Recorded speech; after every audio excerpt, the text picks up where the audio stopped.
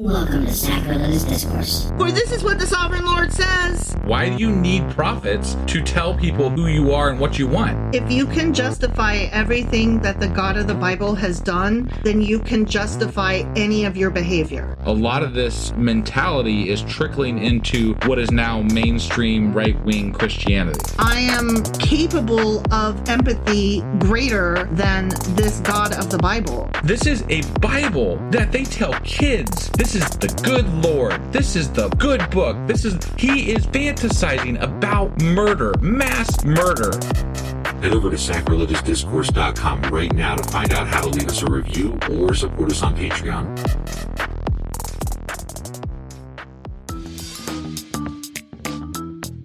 Hey there, sinners and saints. It's your favorite Bible-bashing duo from Sacrilegious Discourse, and we need your help. That's right, folks. We're raising funds for some heavenly equipment and a studio that doesn't sound like it's in the depths of hell. Our current setup, let's just say it's more apocalypse than audiophile. So if you want to hear us dissect the Bible without the background noise of demonic squirrels, chip in a few bucks. We're aiming for $5,000 to upgrade our audio and build a studio worthy of blasphemous banter.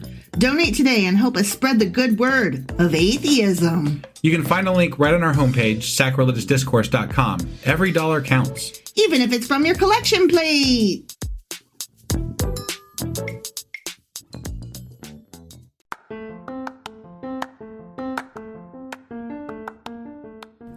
Welcome to Sacrilegious Discourse. I'm husband. And I'm wife. Together, we're reading the Bible for the very first time.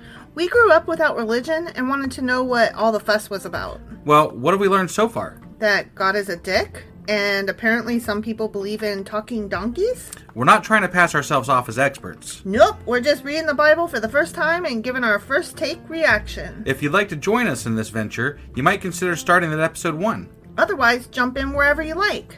All right, let's go read the Bible. Yeah, let's get to it. Husband! Wife! Do you remember what happened yesterday and where we are? Well, yesterday you were sick as fuck. I was. So yesterday I put out a special replay of an old Christmas episode we did a couple years ago. I was But sick.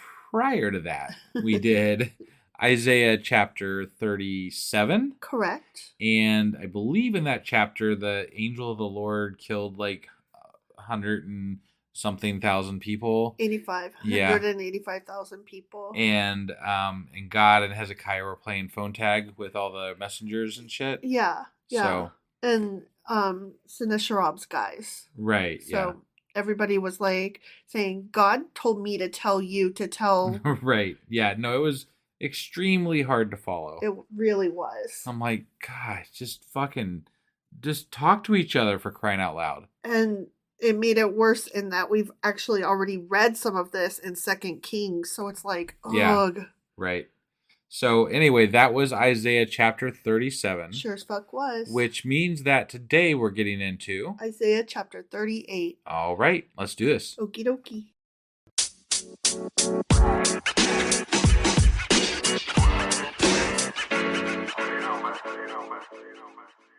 All right, let's get into Isaiah chapter 38. Okay. And again, I don't typically do this, but I feel it necessary to read the header of this one. Yeah. Because, not because it pertains to the Bible in any particular way, but because it's funny to me. Okay. It's Hezekiah's sickness. And I'm like, oh, I relate to that.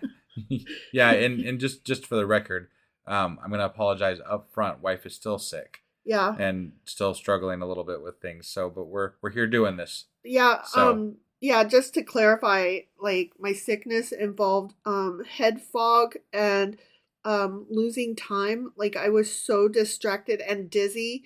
I would space out and then catch myself spacing out and look down at my phone, and like 20 to 30 minutes had passed.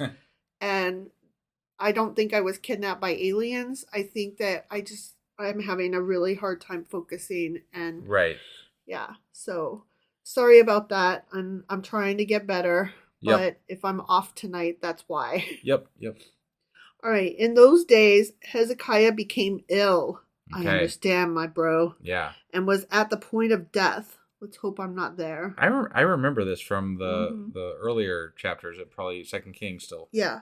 Yeah, this is all Second Kings Yeah, stuff. right. Yeah. Do you remember what happened with him? I think that he makes some sort of deal and like gets better and something. I don't know. Good job. Good job. The prophet Isaiah, son of Amoz, went to him, Hezekiah, and said, "This is what the Lord says. Put your house in order because you're going to die. Oh. You will not recover, motherfucker." Hezekiah turned his face to the wall and prayed to the Lord. "Remember, Lord, how I have walked before you faithfully and with wholehearted devotion and have done what is good in your eyes." Wait, it was God that told him this? Yeah. God told Isaiah to tell Hezekiah. That's right. I vaguely remember that. Like, okay, all right. Sorry, I'm trying to recall exactly. Yeah. So okay. So Hezekiah sad. Yeah. And he wept bitterly. Then the word of the Lord came to Isaiah. Okay. "Go and tell Hezekiah, this is what the Lord, the God of your father David, says. I have heard your prayer and seen your tears. I will add 15 years to your life, and I will deliver you and this city from the hand of the king of Assyria." Didn't he already do that? You I already will did that. defend this city. He already did that. Yeah. He killed He did. 185 fucking thousand people. But there would probably was the chance that they would regather themselves and some kind of retribution would happen. All right. Like, how dare. Okay. And so God's saying, don't worry about that. I just think it's funny that God's like, I'm going to kill you. And then he watches him beg and plead and cry for his fucking life. And then God's like, I'm not going to talk to you again. I'm going to go talk to Isaiah over here. Yeah. I'm going to tell him I'm going to give you a better deal. I'll give you 15 measly years. Because you begged and pleaded to me. Right, right. "This is the Lord's sign to you that the Lord will do what he has promised. I will make the shadow cast by the sun go back the 10 steps it has gone down on the stairway of Ahaz." So the sunlight went back the 10 steps it had gone down. Now what's interesting to note in this is that in 2 Kings, in that version, Yeah. God gave Isaiah the choice of having it move forward or back. And Isaiah chose have it go back because that seemed to be to him the harder way to have the sundial move back 10 whatever. Got it. 10 shadow digits or whatever. Okay. Yeah. So the sunlight went back 10 steps. So okay. Either he moved. He turned back time. Yeah. And I think at the time we said, if I could turn back time. I'm sure we did. Yeah, I mean, it would only, it had to. If we didn't, that'd be a travesty. Right, yeah. Yeah. We failed if we did not do that. Right? A writing of Hezekiah, king of Judah, after his illness and recovery. Okay. Okay? Mm-hmm. I said, in the prime of my life, must I go through the gates of death and be robbed the rest of my years? I said, I will not again see the Lord himself in the land of the living. No longer will I look on my fellow man or be with those who now dwell in this world. Like a shepherd's tent, my house has been pulled down and taken from me. Like a weaver, I have rolled up my life, and he has cut me off from the loom. Day and night, you make an end of me. Wait, this is supposedly after he recovered, right? He wrote this after he recovered? I thought that's what you said when you started that. After his illness and recovery, yeah. So why is he bitching about only, dying? Because he's only got 15 years to wrap up his shit. And he's saying, I got to get this done, and I'm not going to see God again. You know, the next time I see God will be the end of my life. Do you think you would want to know when you would die? I have mixed feelings on it. Yeah. Because, in the notes that I was taking, or the stuff that I was researching, a lot of people said that it was a boon because then you would have the time to make things right and to tie up loose threads and, you know, to see to your affairs and say goodbye to all the people that you love. But I feel like I feel like life in general, right? Life is about making plans and about, you know, doing things and fulfilling, you know, goals and things like that, right? So if you know when you're going to die, though, you're going to spend a large portion of that time that you have left just preparing to die. Right. And not preparing to live. Exactly. You know, so I feel like it robs you. It's so much like what he's writing, I guess. It robs you of your life. It robs you of choice. I have a story I can relate that kind of touches on that. Yeah. When my dad was in the military, he was stationed overseas on this teeny tiny Air Force base in southern Italy. Yeah. That no longer exists. Right. And on this base, it was just like this perfect microcosm of humanity, at least for me and for a lot of people that I keep in touch with from that time. We all miss it fondly. Yeah. And some of us more than others even ache for it. I am one of those. Sure. I can remember at the time, okay, we had this thing called a short timers calendar. And it's where you have a calendar and you mark up, like you count down to the day that you're leaving. Right. Because a lot of times people would be excited, to leave, get back to the States. Or to go to their next assignment. Sure. Like a lot of people were going to a different country, or they're going home to their family. Yeah. Or, whatever. They hate their boss and they can't wait to get to their next job. Right. You know what I mean? Yep. So there's any number of reasons. So we had this short timers calendar and we marked off as a family every day as our time was getting shorter. And I just remember my mom, my dad, and my sister couldn't wait. And I was filled with dread because somehow I just knew I was in this perfect spot that I would never see again. Well, and you told me a lot of stories. You built a really, like, all the people you knew were there. So, I was there from 5th to 10th grade. Right. So it was like a very important part of my childhood and youth. Right. And, my first love was there. Yeah. The first boy I ever had a crush on, my first kiss, like basically my first almost everything was right there. And to know that it was coming to an end almost put a pall over the beauty of it. Like I knew it was wonderful in the moment. They tell you be present and appreciate what you have. And I did that, but I was also aware daily with the countdown that it was going to end and when to the very date. Yeah. And that was hard. So I don't know if I would want to know. Would it have been harder or easier if you would have just been, pulled out and moved away? I really don't know. Yeah. I really don't know. I mean, I'm just curious, like that's kind of what I was getting at is like, is it better to not know or is it better to know? I don't know because, I suppose that there were people that would have been stationed there and then like something came up and they might have got transferred like within a few days. Right. Emergency or something. I don't know those situations because I was not a service member at that time. I guess the way I feel about it, like especially with a case like that, you would probably know at least a day or two ahead of time. The people that are really important to you, you're gonna run around real quick and say goodbye. Like you're still gonna get to say goodbye. Yes. It's just not gonna be this long drawn out process where you spend a lot of time saying goodbye. Well, and the thing is, like, we were so used to people coming and going that saying goodbye for some of us was just like this really normal weird thing. Yeah, it was weirdly normal. Right. And this is the day when I'm going around to get everybody's addresses so that we can write and stay in touch. But it's also a little bit different when you're the one leaving. Like, it is. You were there from 5th to 10th grade, so you saw a lot of people come and go, but you weren't the one going during that time frame. So then it was your turn to go. Right. That's a bigger deal for you. Not necessarily for the people that are still there. But, that is true because my dad was there that last time for 5 years, and that was very unusual. Normally people were there for like 3 or 4 years. Right. My dad got stationed there 3 separate times, which is also unusual. And that last time we were there for that 5 years. And, so I was there on and off for about 10 years of my life. Yeah. And that's ridiculous, but also cool, but also I can never go home. But also a lot of people can't. Like I have all of the feelings that a refugee might have, but without any of that like extra emotional baggage. Like I can't claim that status and it would be cruel to even compare myself to that. Sure. So I just have this very unique situation. But as far as like knowing when a thing is coming to an end. Yeah. I don't know how I feel about that. Sure. No, it did make it harder to appreciate the moment. I'd be curious to hear some other people's points of view on that. I really would too. Let us know what you feel about that situation. Yeah, yeah. Like, would you want to know? Would you not want to know? Right.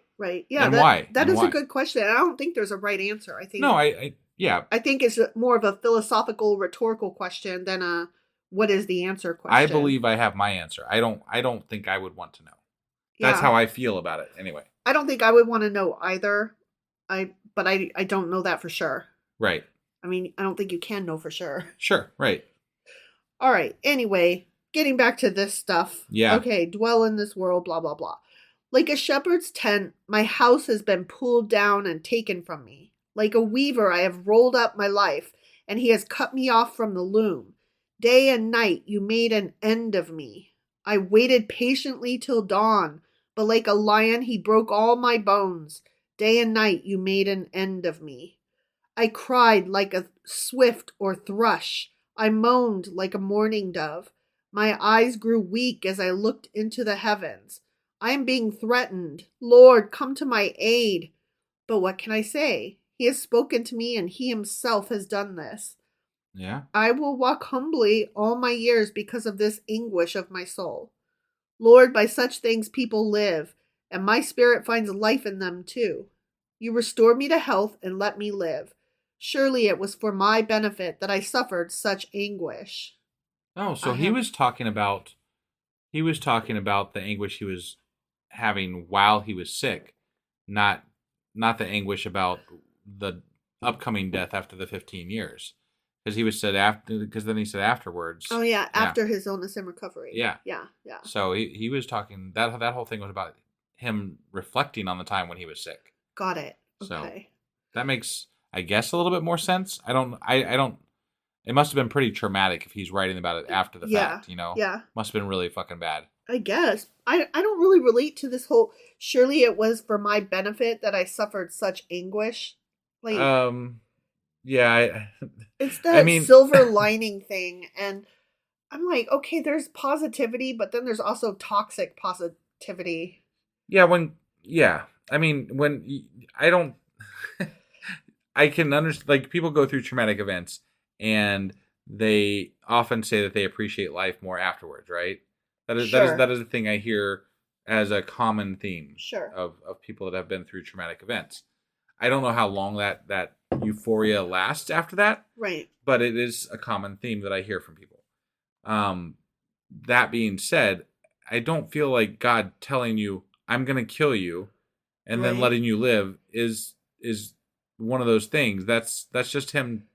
I feel like that's him toying with you. Yeah. Like, either you're going to kill me or you're not. Right. Why you changed your mind after talking to Isaiah or something, or after I cried? You heard me pray. That's fucking bullshit, man. You're God, man. Yeah. Yeah. That's why that sentence kind of threw me like, I'm not down with that. Right. In your love, you kept me from the pit of destruction. You have put all my sins behind your back. Okay, here's the thing. So he is saying, Hezekiah is saying, since you gave me more years, you gave me time to get right with God. Okay. Because I have had all of this sin in my life, I can now turn away from it. I've got time to fix it. Yeah, to no longer be a sinner or whatever. Yeah. So I take issue with that too, though, because some people he didn't give time, and he, like some people he didn't even give a fucking chance. Right. Like the Aaron's sons. Yeah. Struck those fuckers dead. Yeah. Like they didn't get any fucking chances. Uzzah. Right. Yeah. Yeah. Yeah. It's very hit or miss how he. Right. Depends on if they have an important story or not, I guess. Yeah. Yeah. For the grave cannot praise you, death cannot sing your praise. Those who go down to the pit cannot hope for your faithfulness. The living, they praise you, as I am doing today. Parents tell their children about your faithfulness. The Lord will save me, and we will sing with stringed instruments all the days of our lives in the temple of the Lord. Okay. Isaiah had said, prepare a poultice of figs and apply it to the boil, and he will recover. Hezekiah had asked, what will be the sign that I will go up to the temple of the Lord? The end. Okay. So I read a thing about the poultice of figs applied to the boil. Yeah. That it's like, how was it phrased? It was like a sign within a sign. Because apparently something in the fig should have made the sore on the boil like worse. Oh, So not only didn't it make it worse, it actually healed it. okay. So that's interesting. Yeah. I don't know. Why? Well, what's the symbolism there though? That was a sign. Oh, It's not symbolism. It's just it's a so sign of God's doing this, not the right. thing that they put on the boil or whatever. Yeah. Right. Yeah. Okay. Because remember, the first sign was that he moved the clock back 10 Sure. shadow pegs or what Yeah, the fuck yeah, ever. yeah. And so this one is that if you put figs, a poultice of figs on your boil, it'll heal immediately. Got it. So they put something on it that should have made it worse. And it got better still. And instead it got better. Okay. All So right. that's magic for you. Got it. Well, this is a story we've already read prior to this, so I Right. don't know that I have a lot more to say. I think I said pretty much everything I wanted to say. So Yeah. that was Isaiah chapter 38. Sure as fuck was. And let's see. We will be back. Tomorrow is Saturday, so we'll be Yes. back tomorrow with... Q&A Saturday. And then on Sunday this week, I believe we're doing... Patreon. And I'll get the weekly wrap-up together, and then we'll be back on Monday with... Isaiah chapter 39. And hopefully we won't have any more sickness. I hope not to. Yeah.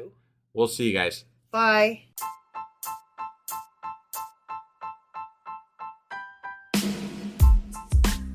Hey, wife, I guess that's the end? But husband, that's just sad. It doesn't have to be. We are on lots of social media platforms like Twitter. Our handle there is sacrilegious_D. For D's nuts. Oh my God.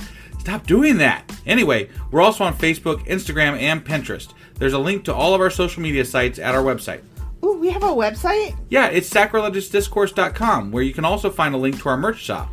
We have a merch shop? Yep, we have podcast-themed clothing, mugs, notebooks, and more, as well as an atheist and science-themed products. Wow, our fans should really go check that out right now. Definitely. They can get in touch with us by sending an email to sacrilegiousdiscourse@gmail.com. But before they do that, we could really use some help. Oh yeah? With what? Well, it's not free running the podcast, and we need some financial support in order to get better equipment, which will free up time so we can concentrate on our podcast and our fans. Okay, so what should they do? Head over to patreon.com/sacrilegious discourse and sign up as a contributor on our podcast. Supporters there receive additional bi-weekly episodes that we record just for our Patreon members for as little as $2 a month. Also, we'd really appreciate it if you would like and subscribe on whatever platform you're using. And Apple Podcast reviews help us out tremendously.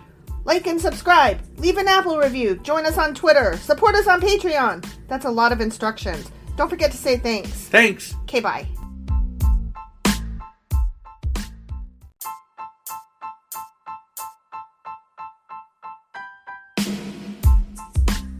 Hey wife, I guess that's the end? But husband, that's just sad. It doesn't have to be. We are on lots of social media platforms like Twitter. Our handle there is sacrilegious_D. For D's nuts. Oh my God. Stop doing that. Anyway, we're also on Facebook, Instagram, and Pinterest. There's a link to all of our social media sites at our website. Ooh, we have a website? Yeah, it's sacrilegiousdiscourse.com, where you can also find a link to our merch shop. We have a merch shop? Yep, we have podcast-themed clothing, mugs, notebooks, and more, as well as an atheist and science-themed products.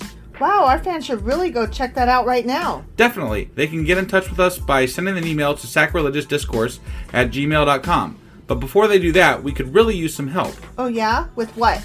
Well, it's not free running the podcast, and we need some financial support in order to get better equipment, which will free up time so we can concentrate on our podcast and our fans. Okay, so what should they do? Head over to patreon.com/sacrilegious discourse and sign up as a contributor on our podcast. Supporters there receive additional bi-weekly episodes that we record just for our Patreon members for as little as $2 a month. Also, we'd really appreciate it if you would like and subscribe on whatever platform you're using. And Apple Podcast reviews help us out tremendously. Like and subscribe, leave an Apple review, join us on Twitter, support us on Patreon. That's a lot of instructions. Don't forget to say thanks. Thanks! Okay, bye.